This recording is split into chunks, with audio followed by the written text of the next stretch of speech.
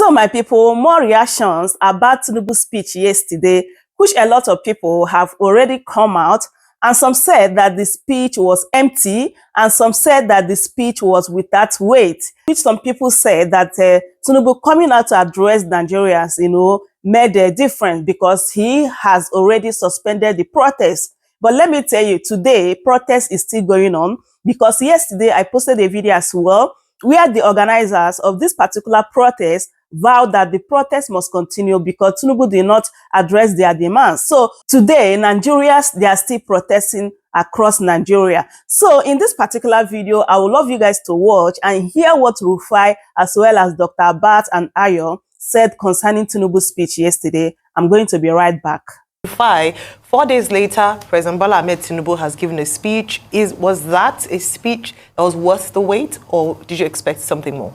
In the end, I wish he didn't even speak. Because if he didn't speak, it would have been way better than what he had said yesterday. And I think with due respect, it's obvious now this speeches thing do not work. The president, we need a real interview. I don't know if he's done any, you can tell me, you watching. But I think we need real interview where we can really discuss policies and discuss outcomes.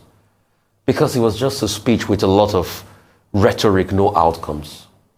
And a lot of things that you can easily fact check. Take, for instance, he talked about, they made revenue of about 9.1 trillion, better than 2023. But also there's a story making the round that our revenue targets from from January to March, we missed our revenue targets. We are constantly reaching revenue target. That's why the budget deficit keeps increasing. So when you're celebrating that you made 9.1 trillion and you're missing revenue targets and your deficit keeps increasing and you're showing up with a lot of borrowing. He talked about CNG. Where's the CNG buses? What has he done? 2022, Timi Preyesiva was talking about 5 million target CNG conversion kits. He's talking about 1 million now. We've not even talked about the sustainability of how to get the CNG stations. Also, he talked about 70,000 minimum wage, which we all now see that is the lowest in our history. 40 years ago, the minimum wage was well over $215, like we calculated the other day, Dr. Abati. 40 years ago, 125 naira, $215. Today, minimum wage is $47. What did he say he did again? He said agricultural cultivation. He wants to do 10 million hectares. The 500,000 hectares he promised last year, where's the result? If he promised 500,000 hectares, why do we have over 40% food inflation? Do you know what the food inflation is in Kenya that is causing all the riots?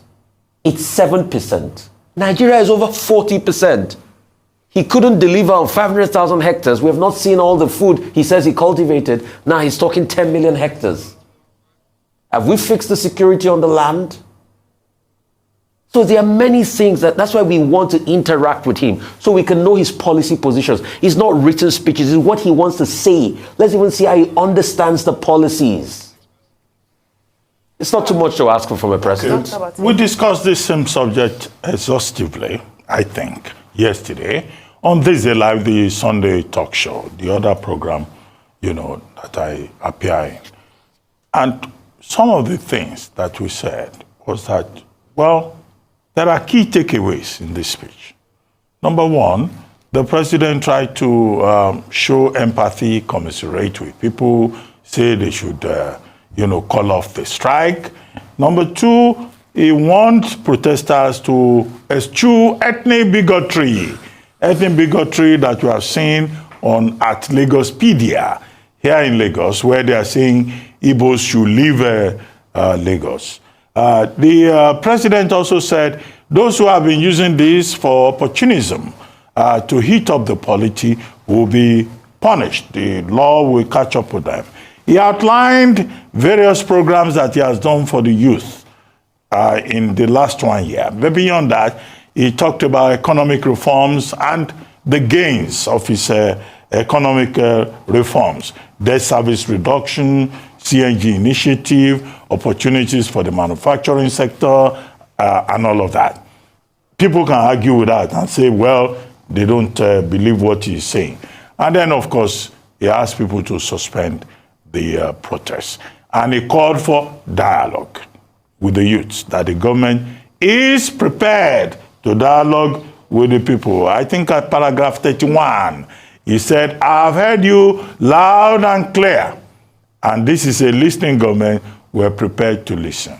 Now, in the course of our discussions yesterday, Professor Anthony Killer, I think tried to explain what a presidential speech should be about and his own assessment. He talked about delivery. He said, with regard to delivery, he didn't think anybody expects that Tinubu is an orator.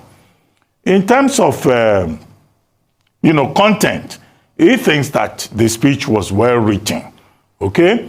In terms of context, he thought, in fact, what the president did not say is probably more important than what he said. And then, of course, impact. He said in terms of impact, that's for people to determine.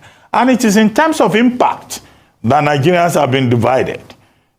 Some have praised the president, like Festus Keyamo, who says it was a balanced presentation. Well, what do you expect Festus Keyamo to say? But there are people who have also criticized the speech. Omoyele Sowore says it is beautiful nonsense. Professor Wole Soyinka, Nobel laureate, says that speech should have addressed how Nigerian policemen turned violence into an instrument for state negotiation. And there are many people who hold that view. And he thinks that the president should have condemned the police. And then you have people, other people who say, well, this is beautiful nonsense. I think that's Omoyele Sowore. But on the whole, I think that the biggest concern of Nigerians is that in the whole of that speech, President Tinubu did not respond directly to the demands of the protesters. The protesters had specific demands. Instead, he was listing his achievements and making promises. If I had taken a look at that speech, I did that, approving signing off on presidential speeches for 4 years. I would have constructed it differently. There would have been another day to talk about achievements. He could have appealed to Nigerians. He could even have set up a committee to say we are addressing this demand, that demand. But in any case, the people in Ojota, they called off their strike, and they say that there will be no more protests. Maybe in that regard, there was some impact at Ojota, Lagos. Maybe it was just because they felt like this isn't even working. The idea of protest, as Malala Yousafzai put it, is that it's the voice of the voiceless. When people, especially citizens, feel like they're not being heard, then they then take the route of protest. As we've often said, not many people would want to take the route of protest, but when people are pushed to the wall and feel like that's the only option left, then they protest. So it then brings a question as to why then was there a massive call for a speech, an address by the president? It wasn't just because we wanted to hear his voice or see his face or check how he's doing. There were reasons for that, because we were like, oh, why should he speak? What is the point of doing that? The idea is that when people come out to protest because they feel that their voices are not being heard, and to get a response from their leader, then it is important that the main thrust of that speech should be to address why he came. So if you're looking at the purpose of a thing, then unfortunately, you would then be able to deem that speech as a fail. Unfortunately, in terms of F9, by the way, I hear that there's still protests in Ojota, so they haven't completely called off the protest.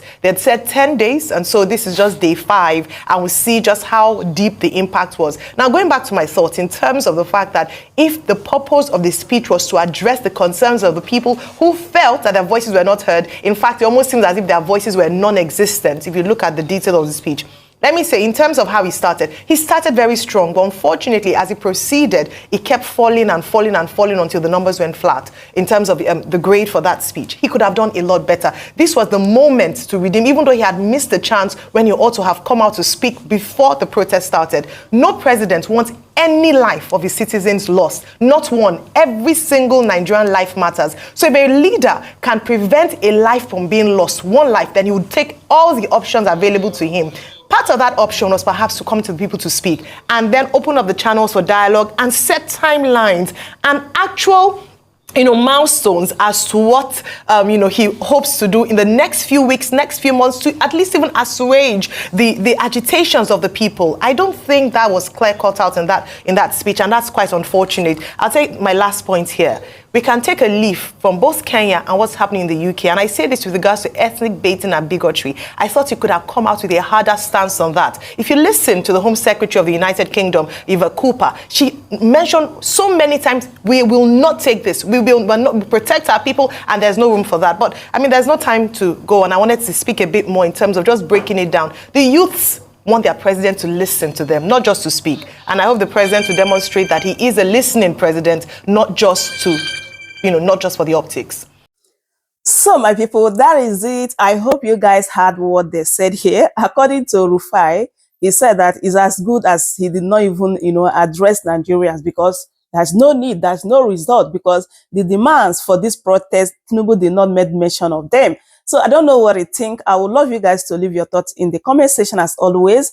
Please, if today is your first time, don't forget to subscribe for more updates, and also turn on the post notification. It's very, very important, so that anytime I upload a new video, you'll be notified. Share the video and give me a thumbs up. Thank you everyone for watching, and I'll see you guys in my next one. Goodbye for now. Welcome to Shamra Seniors TV.